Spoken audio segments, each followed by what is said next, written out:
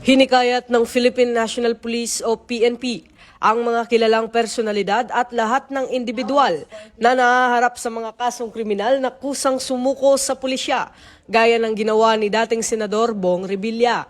Ayon kay Acting Chief PNP Police Lieutenant General Jose Melencio Nartates Jr., ang pagdedeklara ng kawalang sala sa mga aligasyon ay dapat sabayan ng tapang at dedikasyon na humarap sa mga nag-aakusa sa korte bilang paggalang sa legal na proseso. Dagdag pa ng PNP, ang panawagan ay alinsunod sa direktiba ni Pangulong Ferdinand Bongbong Marcos Jr.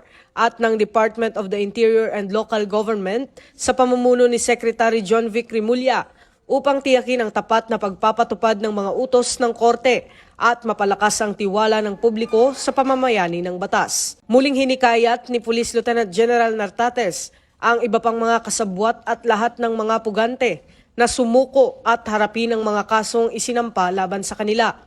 Binigyan din ng PNP na bukas ang kanilang hanay sa mga sumusunod sa batas, ngunit mananatiling mahigpit laban sa mga patuloy na umiiwas sa hustisya.